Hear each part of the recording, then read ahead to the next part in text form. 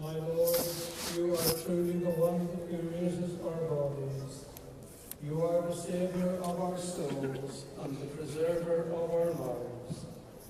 We are bound always to thank, adore, and glorify you, the Lord of all, forever. Amen.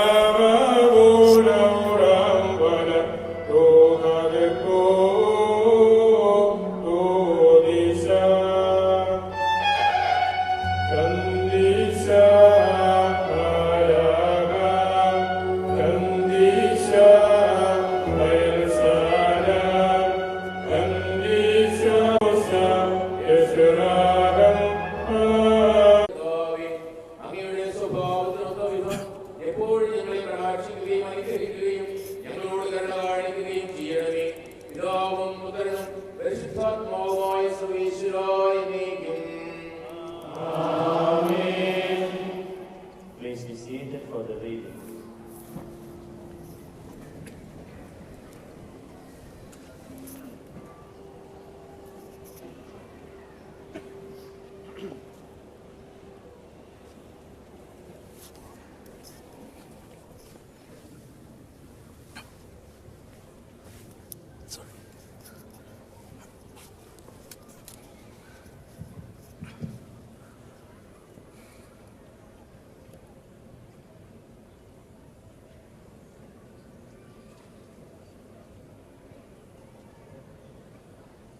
സഹോദരരെ, നിങ്ങളിരുന്ന് ശ്രദ്ധയോടെ കേൾക്കുവിൻ. നിയമാവർത്തന പുസ്തകത്തിൽ നിന്നുള്ള വായന. പിതാവേ, ആശീർവദിക്കണമേ. ദൈവം നിന്നെ അനുഗ്രഹിക്കട്ടെ.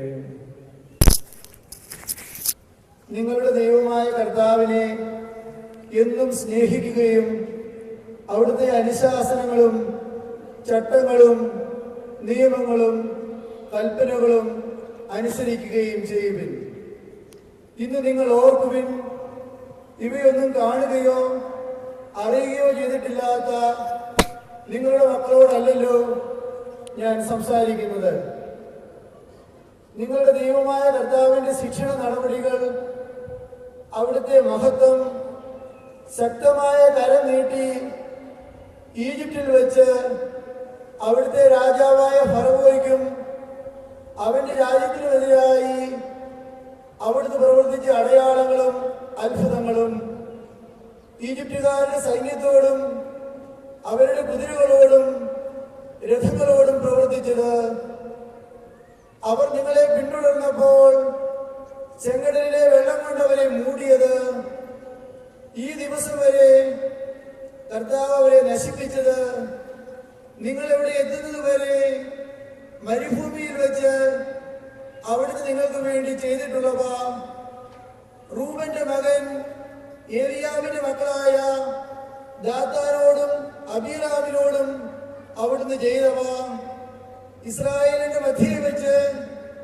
ഭൂമി പിളർന്ന് അവരെ അവരുടെ കുടുംബങ്ങളോടും കൂടാരങ്ങളോടും മനുഷ്യമൃഗാദികളായ സകല സമ്പത്തുകളോടും കൂടി വിഴുങ്ങിയത്, ഇവയെല്ലാം നിങ്ങൾ ഓർമ്മിക്കുവിൻ. ദൈവം ചെയ്തിട്ടുള്ള മഹനീയ കൃത്യങ്ങളെല്ലാം നിങ്ങൾ സ്വന്തം കണ്ണുകൊണ്ട് കണ്ടിട്ടുള്ളവയാണല്ലോ. ഞാനിത് തരുന്ന കൽപ്പനയും നിങ്ങളുടെ പിതാക്കന്മാർക്കും അവരുടെ സന്തതികൾക്കുമായി നൽകുമെന്ന് കർത്താവ് ശപഥം ചെയ്ത തേനും പാലും ഒഴുകുന്ന ഈ ഭൂമിയിൽ നിങ്ങൾ ദീർഘകാലം വസിക്കുവാൻ ഇടയാവുകയും ചെയ്യുകയുള്ളൂ.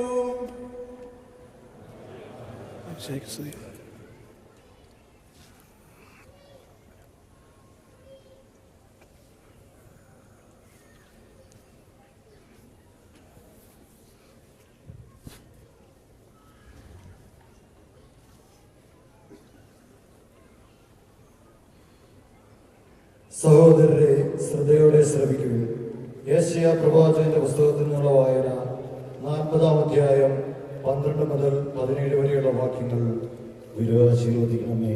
ദൈവത്തിനെ അനുഗ്രഹിക്കട്ടെ.